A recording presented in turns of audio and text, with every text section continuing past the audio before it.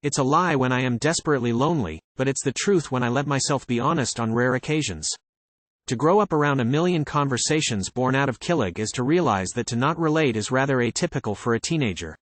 So while my peers pine for one another, I secretly paired myself with romance books, guilty and ashamed that I've been indulging in fictional happy endings.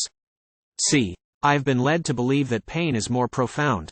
For so long, I've thought that happy endings are just figments of imagination reserved for people who do not understand how the world works.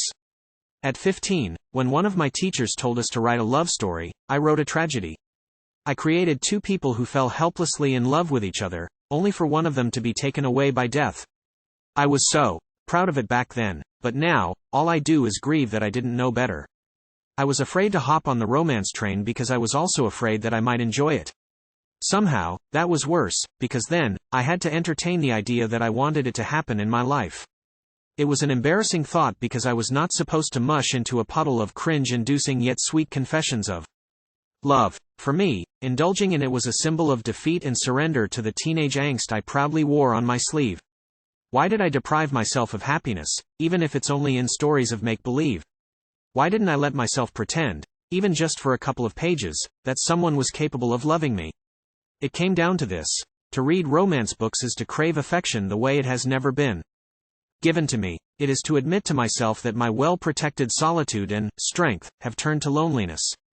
I did not understand the merit of romance books, but now, I think I do. They are seen as predictable, formulaic, tropey, and not as intellectually stimulating as other books.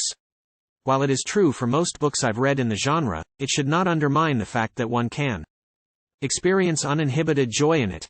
It delves deeper into a feeling we long for when life gets rough.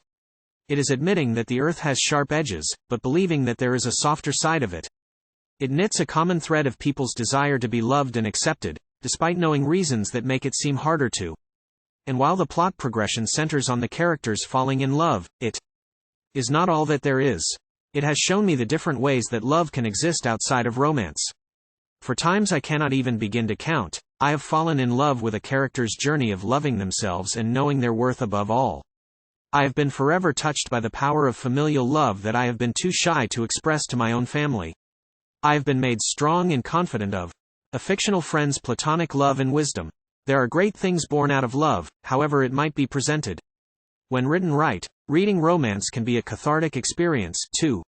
Because of it, I have come to understand that growing up is not only coming face to face with the world's ability to be cruel but also inevitably wanting to believe that there is love despite it. However, what do I know of love if I haven't even had a crush? How can I understand if I'm only 18 and only on the cusp of adulthood? The answer came when I finally stopped lying to myself. The want to be loved is not something to be ashamed of. Like the heart that beats every fraction of a second, it is living proof that we are humans craving affection, but more so that we are capable of it. Maybe I will or won't fall in love. I know that either way is completely and utterly okay. I now know things that will remain constant. It comforts me to think that I have people who try to love me despite everything. There is no reason for me to believe that the reservoir of love is drained and depleted. I feel it when my best friend's hand lands on my shoulder. I feel it when my brother cracks a joke. Or when my mom surprises me with clothes from thrift shops. And so for them, but most especially for me, I'll try to be like a dog, however ridiculous that may sound. I'll chew and devour romance books with guiltless pleasure. I'll trust the world and its people with my belly and let them tickle me with love and affection. I will try as I've tried yesterday and the days before that. After all, at the end of the day, all we want is to be touched by the tenderness that is love. Audrey Dominique Cardinoza, 18, is an incoming community development freshman at the University of the Philippines Diliman.